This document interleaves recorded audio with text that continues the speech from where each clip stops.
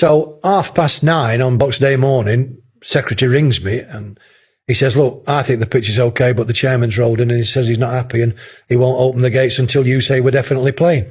So I says, okay, I'll come over early. So I whiz over M62, drop down to Spotland's ground, park the car, walk down the tunnel, secretary joins me, get to the side of the pitch, look to the left-hand penalty area, huge pools of water and some ducks having a bit of a swim.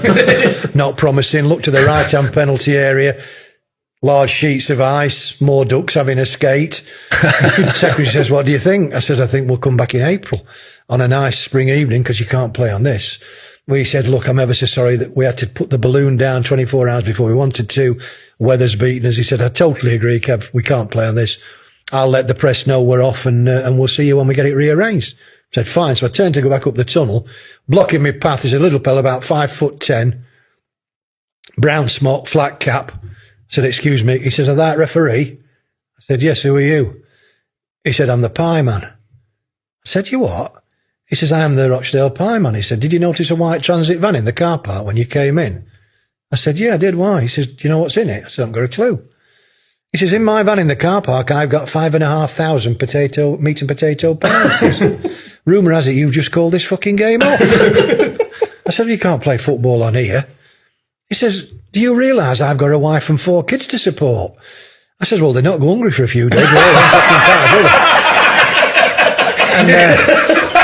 I skirted past him, up the tunnel, car park and away. So we come back in April to play this game.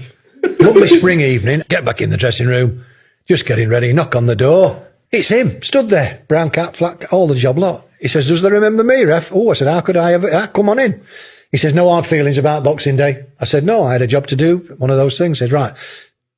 From my point of view, no hard feelings at all. And I bought her something to warm you up before you drive home. And he produced 4 steaming hot meat and potato pies, put them on the table. He said, yeah, kid, have them with my best wishes. I said, thanks very much indeed. Off he goes. He turned around. He said, they've kept quite well since fucking Boxing Day.